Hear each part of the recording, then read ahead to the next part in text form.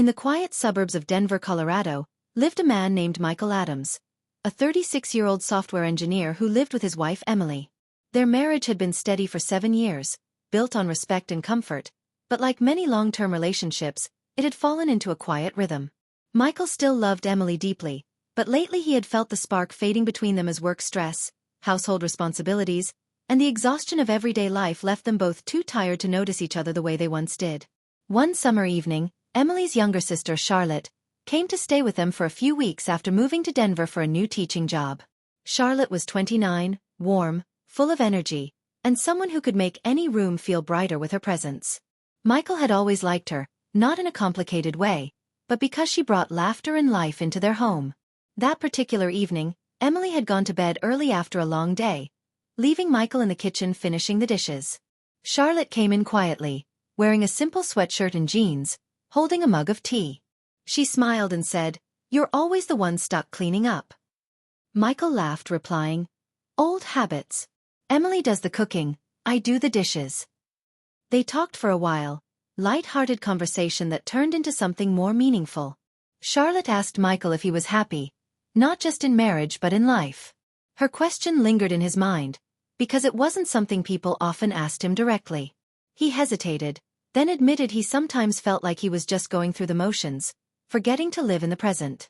Charlotte nodded, saying she understood, because she too had moments where she wondered if she was truly following her heart. That night became a turning point.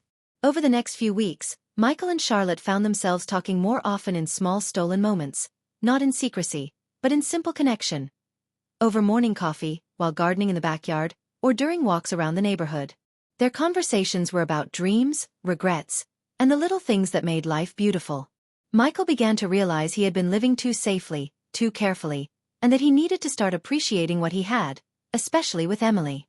One evening as Michael and Charlotte sat on the back porch watching the sunset, she told him, "You know, Emily adores you. But sometimes I think she wishes you would tell her that you still adore her too." Those words struck Michael deeply. It wasn't attraction or temptation he felt with Charlotte. It was clarity.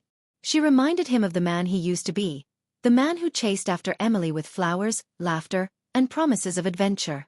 Charlotte wasn't creating a rift in their marriage. She was unknowingly helping him see what he had been blind to. That night, Michael stayed up thinking, replaying all the little things Emily used to love. Handwritten notes, late-night drives, cooking together, dancing in the living room.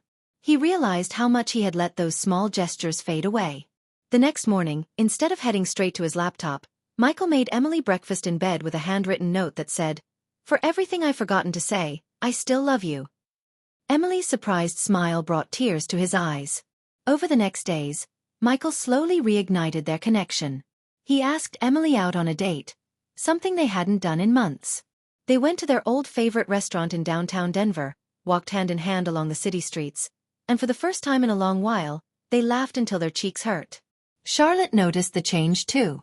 One evening in the kitchen, the same place where she and Michael had their first deep talk, she smiled at him knowingly and said, "I think she needed to see that side of you again."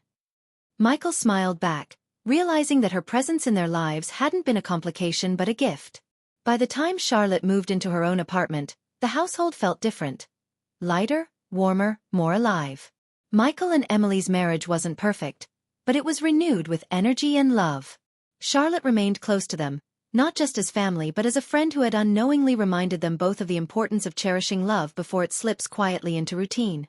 Years later, Michael would look back at that summer and realize that everything had changed not because of temptation or scandal, but because one honest conversation in a quiet kitchen had reminded him of the life and love he had been taking for granted. It wasn't a dramatic story of betrayal or forbidden feelings. It was a story of rediscovery, second chances, and the quiet ways people enter our lives to remind us what matters most.